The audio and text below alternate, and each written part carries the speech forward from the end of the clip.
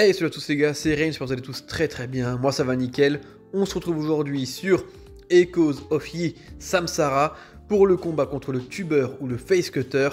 Et ici, on est sur un combat pas trop compliqué, c'est relativement simple. Il va juste falloir faire attention aux grosses attaques de l'adversaire qui globalement s'enchaînent assez rapidement et lourdement. Puisqu'effectivement, quand je dis que c'est lourdement, c'est parce que même si vous bloquez bien, votre posture va prendre un petit peu de coups. Donc il va falloir être prudent là-dessus. Le mieux, c'est de faire des contres parfaits, même si c'est pas toujours simple, mais c'est réalisable. C'est ce qui va faire le plus de dégâts à l'adversaire au niveau de sa barre de posture.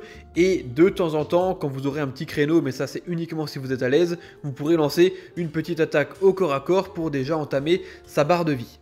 Sinon vous voyez que moi je prends mon temps, alors je prends mon temps parce que c'est aussi un first try en fait, je l'ai one shot ce boss là, donc je n'ai pas d'autre chose à vous proposer sur le coup, mais vous voyez que je prends mon temps, j'essaie de voir un petit peu comment ça se passe, et vous voyez qu'ici j'ai eu chaud parce que du coup j'ai fait deux contres à la suite qui n'étaient pas des contres parfaits, et ma barre de posture était tout de suite anéantie, donc j'ai pris des dégâts dans la foulée.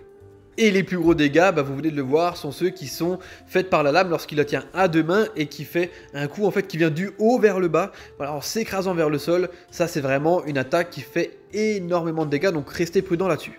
Notre chance entre guillemets, c'est qu'il va faire dans ses combos un combo où il va finir ses techniques par une attaque comme celle-ci, qui peut être contrée parfaitement. Et celle-ci là, lorsque vous ne loupez pas ici comme moi, en fait, elle va faire beaucoup de dégâts de posture à l'adversaire. Donc, ce qui est pas mal, c'est quand vous arriverez à enchaîner facilement ces combos ici, vous voyez là, ça a tout de suite permis à mon personnage de se mettre à l'aise, faire des dégâts à la posture et de pouvoir être tout de suite en combat rapproché pour faire les dégâts dans la foulée à l'adversaire.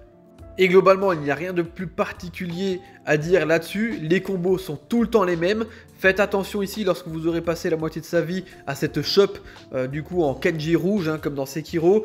Celle-ci, il faut absolument l'éviter parce que s'il vous chope, en fonction de la vie que vous avez, il peut vous one-shot. Donc restez très prudent, mais pour le reste, les combos ne changent pas, ça reste du classique, donc vos distances, vos contres, les esquives à éviter parce que globalement ici les techniques sont tellement balayées que si vous esquivez vous risquez de vous prendre quand même des dégâts, donc ce serait dommage. Après n'hésitez pas pour ceux qui sont friands d'utiliser les compétences que vous avez en bas à droite de l'écran, en fonction de que vous avez débloqué en fait vous pouvez faire des dégâts, donc n'hésitez pas. Donc voilà, j'espère que cette vidéo vous aidera et vous a plu, si c'est le cas faites-le moi savoir et moi je vous laisse là, c'était rien, portez-vous bien, allez ciao tout le monde.